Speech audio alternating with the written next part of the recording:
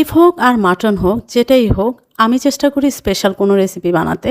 আর special recipe সবাই খেতে পছন্দ করে এবং নতুন কোনো রেসিপি হলে সবাই ট্রাই করে।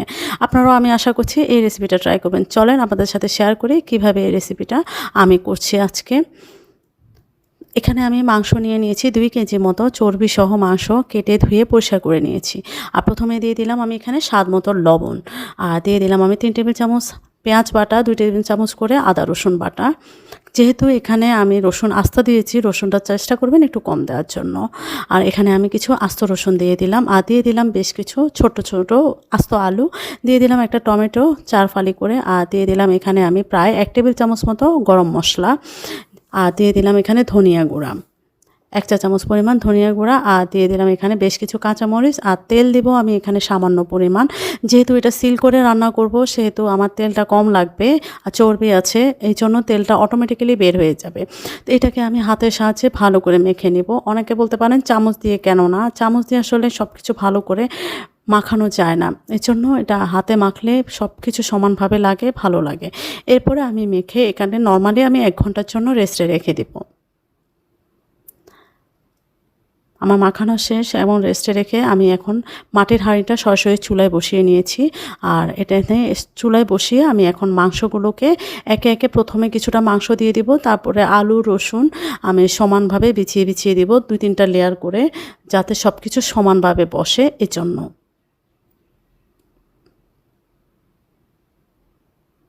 এটা কিন্তু খুবই সহজ একটা রেসিপি, একদম আপনি জাস্ট চুলায় বসিয়ে আরাম করে বসে থাকবেন, কোনো ঝামেলা নেই।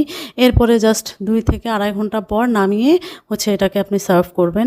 এটাই হচ্ছে কাজ, এবং মশলাও কম লাগে, স্বাদেও বহুগুণ। এজন্য আসলে এই রেসিপিগুলো আমার অনেক বেশি ভালো লাগে। মশলা দিয়ে তো অনেক বেশি মশলা দিয়ে গরু মাংস রান্না করলে সেটা আলাদা একটা টেস্ট থাকে, আর নর্মাল সাদামাটা রান্নায় আরেক রকম, আর হান্ডি বিফটায় আরেক রকম।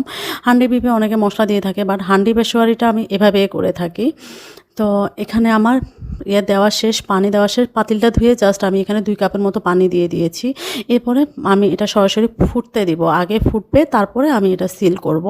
তো আমার এটা ফুটে গেছে, এখন আমি মাটির ঢাকনাটা উপর থেকে বসিয়ে আমি এখন আটা গুলিয়ে একটা ডো করে সেটাকে আমি 4 পাশ থেকে লাগিয়ে একটা সিল করে দিচ্ছি, যাতে কোনোখানে কোনো বাতাস বের হতে না পারে এজন্য।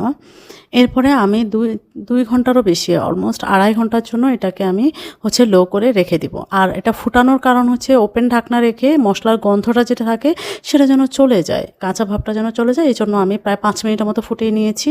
তারপর সিল করে আমি এটা 2.5 ঘন্টার জন্য বরাবর লো করে ফেলিয়ে রাখবো। তো লো করে আমার দেখেন এটা কিন্তু 2.5 ঘন্টা হয়ে গেছে। এখন আমি আটাটাকে কেটে নিচ্ছি 4 পাশ থেকে, একদম শুকিয়ে গেছে কিন্তু 2.5 ঘন্টার মধ্যে। সাবধানে কাটতে হবে।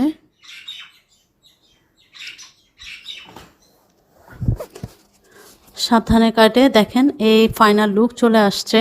আর এটা কতটা সফট হয়েছে আমি আপনাদেরকে দেখাবো। একদম গরম তো, হাত দিয়ে যে ভেঙে দেখাবো হাতটাও মনে হচ্ছে এই যে গরম লাগছে অনেক, হাত দিয়ে চেপে যে ভেঙে দেখাবো সেটা আর সম্ভব হচ্ছিল না, তাও অনেক কষ্ট করে চেপে দিয়েছে, অনেক গরম, সাথে সাথে আমি ভেঙে দেখাচ্ছিলাম। তো এটা দেখতে যেমন লোভনীয়, খেতে তার চেয়ে অনেক বেশি মজার ছিল। তো আপনারা এভাবে ট্রাই করবেন। আর আরেকটা কথা, মাটির হাঁড়ি যাদের নাই তারা কিন্তু নর্মাল ননস্টিক পাতিলগুলোতেও করতে পারেন, বা অথবা নর্মাল যে ভাতে বা তরকারির পাতিল যেগুলো সেগুলোতে এরকম সিল করে দিয়ে লো করে ফেলে রাখবেন। সেক্ষেত্রে পানিটা 1 কাপ বাড়িয়ে দিবেন, কারণ স্টিলের পাতিলগুলোতে পানিটা তাড়াতাড়ি টানে এজন্য।